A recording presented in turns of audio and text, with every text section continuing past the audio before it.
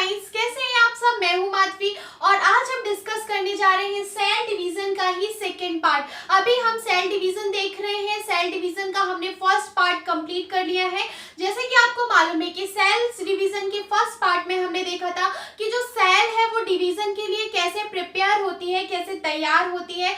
उसमें हमने cell cycle भी देखा था स्टूडेंट, जिसके अंतर्गत हमने देखा था कि जो सेल होती है वो अलग अलग स्टेट में प्रिपेयर होती है। जैसे देखा था G1 स्टेट में सेल क्या करती है, फिर G2 में क्या करती है, फिर S में क्या करती है और M में क्या करती है। तो उसके ही आगे आज हम कंटिन्यू करते हैं। ठीक है स्टूडेंट, तो चलिए स्टार्ट करते हैं और देखते हैं ये जो G1 एंड G2 स्टेट होती है स्टूडेंट, ये बैक्टीरिया या प्रोकैरियोटिक सेल में नहीं पाई जाती है। तो जो आपने सेल साइकिल देखा था, सेल साइकिल में हमने जो G1 या G2 स्टेट देखी थी वो बैक्टीरिया और प्रोकैरियोटिक सेल में नहीं देखी जाती, वो केवल यूकैरियोटिक सेल में देखी जाती है ना। यूकैरियोटिक सेल और प्रोकैरियोटिक सेल मैंने पहले आपको बता दिया है। ठीक है स्टूडेंट, उसका भी आप वीडियो डला हुआ है, देख लीजिएगा।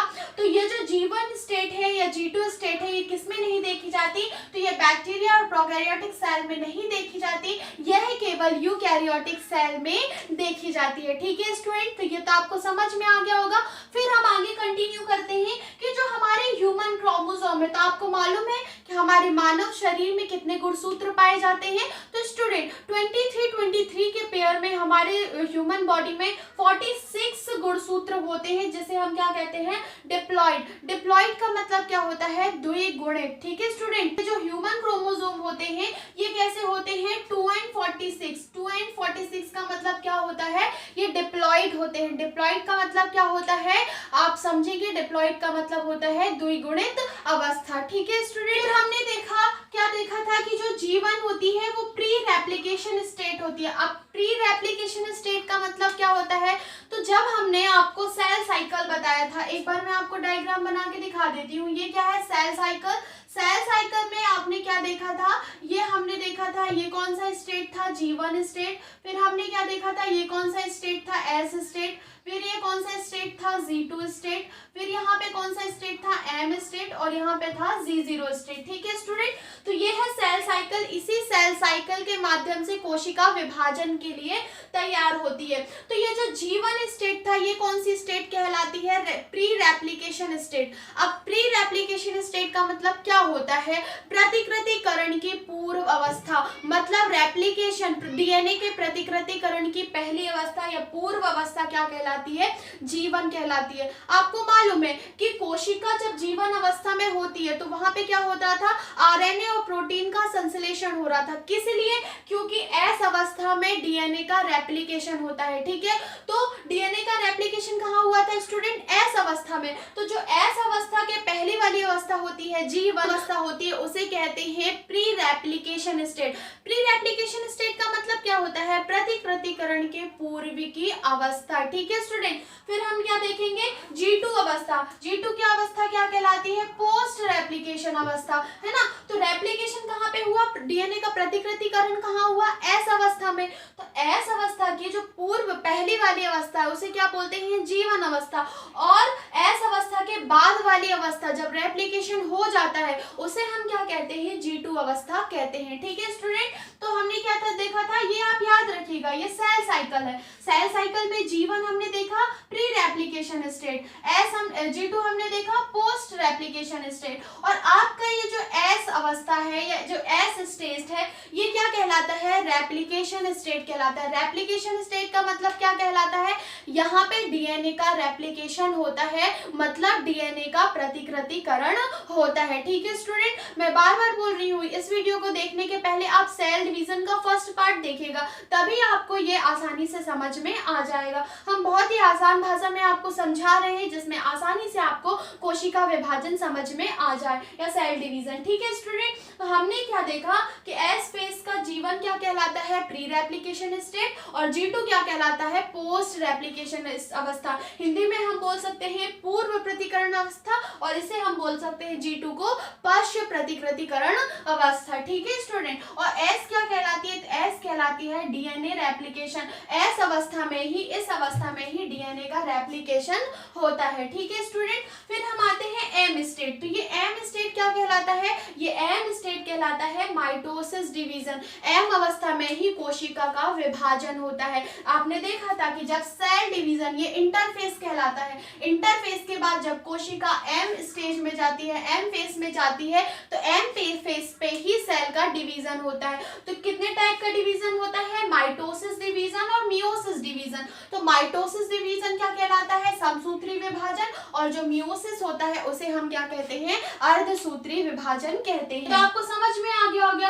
अब हम देख लेते हैं ह्यूमन क्रोमोसोम के बारे में, ठीक है। तो देखिए स्टूडेंट, ये क्या है? एक कोशिका, ये हमने बनाई कोशिका, और आप जानते हैं कि कोशिका के केंद्रक के अंदर ये क्या है? कोशिका का न्यूक्लियस, ठीक है स्टूडेंट। ये क्या है? कोशिका, ये हो गई कोशिका, ये है कोशिका का न्यूक्लियस। तो इसी न्यूक्लियस के अंदर क्या पाया जाता है? क्रोमोसोम पाए जाते हैं, ठीक है स्टूडेंट। क्या पाया जाता है? क्रोमोसोम पाए जाते हैं। तो ये हमने बना दिया 1 2 3 4, ऐसे कर करके कितने क्रोमोसोम पाए जाते हैं? तो ऐसे करके 46 क्रोमोसोम प्रेजेंट होते हैं, ठीक है स्टूडेंट। तो इससे ही हम एक क्रोमोसोम बाहर करते हैं और इसके स्ट्रक्चर के बारे में देखते हैं, क्योंकि इसी क्रोमोसोम के अंदर जो डीएनए होता है उसका ही क्या होता है? रेप्लिकेशन होता है। इसी गुणसूत्र का क्या क्या होता है? रेप्लिकेशन होता है, प्रतिकृतिकरण होता है, ठीक है स्टूडेंट। तो ये क्या हमने देखा? ह्यूमन क्रोमोसोम, ठीक है। तो ह्यूमन क्रोमोसोम, तो ये सेल के न्यूक्लियस के अंदर क्या पाए जाते हैं? 46 क्रोमोसोम पाए जाते हैं। तो हमने एक क्रोमोसोम को बाहर ले लिया। तो देख लीजिए आप, ये जो ब्लैक कलर से बाहर स्ट्रक्चर हो दिख रहा है, इसे ही हम क्या कहते हैं? गुणसूत्र कहते हैं, क्रोमोसोम कहते हैं, ठीक है स्टूडेंट। और इसके अंदर ये जो ब्लू कलर में संरचना दिख रही है, इसे हम क्या कहते हैं? डीएनए कहते हैं। ये डीएनए का अणु है और ये क्या है? क्रोमोसोम, ठीक है। तो ये बाहर वाला जो स्ट्रक्चर है इसे क्या कहते हैं? क्रोमोसोम कहते हैं। और इसके अंदर ये जो संरचना है इसे हम क्या कहते हैं? डीएनए का अणु कहते हैं, ठीक है। ये डीएनए का अणु कहलाता है। जो क्रोमोसोम और डीएनए की संरचना होती है स्टूडेंट, इस पूरी संरचना को क्या कहा जाता है? क्रोमेटिड। क्या कहा जाता है? क्रोमेटिड, ठीक है। तो इसी क्रोमेटिड को भी क्या कहेंगे? 2C chromatid. और डीएनए को क्या, और क्रोमोसोम को क्या कहेंगे? 2N क्रोमोसोम, ठीक है। तो समझ में आ गया क्रोमोसोम 2N क्रोमोसोम क्यों? क्योंकि ये क्या है? डिप्लॉइड है, ठीक है स्टूडेंट। तो हमने क्या देखा? ह्यूमन क्रोमोसोम के स्ट्रक्चर के बारे में हमने देखा। तो हमने सेल के न्यूक्लियस से क्रोमोसोम लिया, क्रोमोसोम के स्ट्रक्चर के बारे में देखा कि ये जो बाहरी संरचना होती है इसे क्या कहते हैं? क्रोमोसोम। क्रोमोसोम के अंदर क्या पाया जाता है? डीएनए पाया जाता है। और ये जो दोनों की संरचना होती है इसे ही हम क्या कहते हैं? क्रोमेटिड कहते हैं, ठीक है स्टूडेंट। तो अब हम सेल साइकिल की तरफ फिर से चलते हैं, क्योंकि हमने क्या देखा है? इसी हमने डीएनए का क्या देखा है? रेप्लिकेशन देखा है। तो अगर हम जीवन स्टेट की बात करें, क्योंकि हम क्या देख रहे हैं? कोशिका विभाजन देख रहे हैं स्टूडेंट। तो इस जीवन स्टेट की बात करें तो जब इस जीवन स्टेट में कोशिका होती है तो उसके डीएनए का रेप्लिकेशन नहीं होता। रेप्लिकेशन कहाँ होता है? एस स्टेट में, ठीक है स्टूडेंट। तो ये जो जीवन स्टेट होती है जिसे हम प्री रेप्लिकेशन स्टेट कहते हैं, इस स्टेट में गुणसूत्र भी एक होता है, डीएनए भी एक होता है और क्रोमेटिड की संख्या भी एक होती है। आप याद रखिएगा कि जो जीवन स्टेट होता है, जीवन स्टेट में गुणसूत्र भी एक होता है, डीएनए भी एक होता है और क्रोमेटिड की संख्या भी एक होती है। क्यों एक होती है? क्योंकि ये एस मतलब रेप्लिकेशन के पूर्व की अवस्था है, मतलब यहाँ पे कोशिका के केंद्रक में प्रेजेंट न्यू डीएनए का प्रतिकृतिकरण नहीं हुआ है। प्रतिकृतिकरण अवस्था क्या कहलाती है? एस अवस्था। तो जो जीवन अवस्था होती है, जीवन अवस्था में गुणसूत्र की संख्या भी एक होती है, डीएनए की संख्या भी होती है, एक क्रोमेटिड की संख्या भी एक होती है। देखिए स्टूडेंट, मैंने जीवन अवस्था या G2 अवस्था के बारे में इतना डीप में इसलिए पढ़ाया है क्योंकि यदि आप नीट का एग्जाम दे रहे हो या कोई भी आप एग्जाम दे रहे हो कॉम्पिटिटिव एग्जाम, तो उनमें सबसे ज्यादा जो क्वेश्चन बनते हैं वो यही से बनते हैं कि जीवन स्टेट में क्रोमोसोम की संख्या क्या होती है, डीएनए की संख्या क्या होती है, क्रोमेटिड की संख्या क्या होती है, ठीक है स्टूडेंट। तो ये तो हमने देख लिया जीवन स्टेट। तो देखिए स्टूडेंट, अब हम देखते हैं G2 स्टेट। G2 स्टेट मतलब पोस्ट रेप्लिकेशन स्टेट, ठीक है स्टूडेंट। तो उसके पहले हम जीवन स्टेट को देखते हैं कि ये देखिए जीवन स्टेट में ये है गुणसूत्र, ठीक है। हमने क्या देखा? एक कोशिका है, कोशिका के केंद्र के अंदर कितने क्रोमोसोम पाए जाते हैं? 46 क्रोमोसोम पाए जाते हैं। तो अभी हमने केवल एक क्रोमोसोम लिया है, टोटल होते 46 क्रोमोसोम ही है, केवल हम अभी आपको एक क्रोमोसोम लेके एक्सप्लेन कर रहे हैं। तो देखिए स्टूडेंट, ये क्रोमोसोम है, ये क्रोमोसोम किसमें? एक गुणसूत्र है, ठीक है। पर जो गुणसूत्रों की संख्या कितनी है? अभी 46 ही है किसके अंदर, कोशिका के अंदर, किस अवस्था में, जीवन अवस्था में। ठीक है स्टूडेंट, तो एक गुणसूत्र 46 ही टोटल, मतलब एक गुणसूत्र हमने लिया है, टोटल गुणसूत्र कितने हैं, 46 ही है। ठीक है स्टूडेंट, डीएनए की संख्या भी कितनी है, 1 है, और क्रोमेटिड भी कितना है, 1 है। ठीक है स्टूडेंट, ये तो हमने देख लिया जीवन स्टेट में। अब हम देखते हैं एस स्टेट के बाद, क्योंकि जीवन अवस्था के बाद आपने देखा कि जब जीवन अवस्था के बाद कौन सी अवस्था आती है, कौन सी स्टेट आती है, एस स्टेट आती है। तो एस स्टेट में क्या होता है, डीएनए का रेप्लिकेशन होता है। डीएनए का रेप्लिकेशन मतलब डीएनए का प्रतिकृतिकरण होता है। तो डीएनए के प्रतिकृतिकरण के बाद कौन सी स्टेट आती है, G2 स्टेट आती है, G2 अवस्था आती है। तो अब हम देखते हैं कि G2 अवस्था में आखिर क्या परिवर्तन होता है। ठीक है स्टूडेंट, तो आप देख पा रहे होंगे ये क्या है, ये है जीवन के अंदर प्रेजेंट क्रोमोसोम। ठीक है, और ये है G2 के अंदर प्रेजेंट क्रोमोसोम। तो जब रेप्लिकेशन के बाद क्रोमोसोम की अवस्था ये हो जाती है। ठीक है स्टूडेंट, उसमें इसमें होता क्या है कि जो गुणसूत्र होता है, जो क्रोमोसोम होता है, तो क्रोमोसोम के अंदर डीएनए का रेप्लिकेशन होता है। जीवन अवस्था में देख सकते हैं यहाँ पे डीएनए की संख्या कितनी है, 1 है। ठीक है स्टूडेंट, और यहाँ पे आप देख पा रहे हो डीएनए की संख्या कितनी है, 2 डीएनए भी कितने हैं, 2 है, और सिस्टर क्रोमेटिड भी कितनी है, 2 है, पर गुणसूत्र 1 है। ठीक है, गुणसूत्र 1 है। गुणसूत्र क्यों 1 है,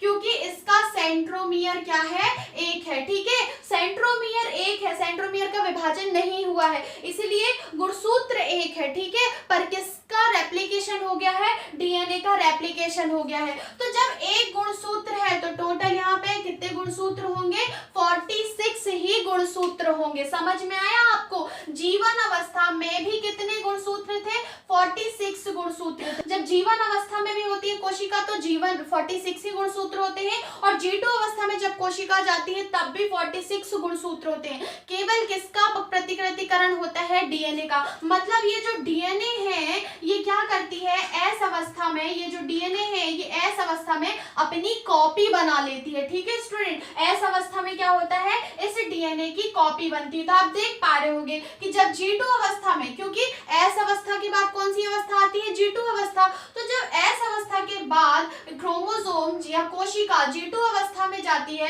तो G2 अवस्था में क्या होता है, ये डीएनए का प्रतिकृतिकरण हुआ रहता है, मतलब डीएनए की कॉपी बन जाती है। तो G2 अवस्था से अगर कोई क्वेश्चन बन सकता है तो एक गुणसूत्र, मतलब वहां पे गुणसूत्र तो कितने होंगे, 46 ही होंगे, और पर डीएनए कितने हो जाएंगे, 2 डीएनए हो जाएंगे, और क्रोमेटिड भी कितने हो जाएंगे, 2 क्रोमेटिड हो जाएंगे। ठीक है, तो उम्मीद है आपको आज का हमारा टॉपिक समझ में आया होगा। आज हमने देखा सेल साइकिल के जीवन अवस्था में गुणसूत्र कितने होते हैं, 46 होते हैं। ठीक है, पर जो G2 अवस्था होती है, G2 अवस्था में गुणसूत्र कितने होते हैं, 46 ही होते हैं, पर जो डीएनए होते हैं वो क्या हो जाते हैं, डबल हो जाते हैं, और क्रोमेटिड भी क्या हो जाते हैं, डबल हो जाते हैं। क्यों हो जाते हैं, क्योंकि एस अवस्था में डीएनए की कॉपी हो जाती है। ठीक है स्टूडेंट, आने वाली क्लास में हम डिस्कस करेंगे मियोसिस और माइटोसिस डिवीजन के बारे में। तो आज की क्लास हमारी यहीं तक। थैंक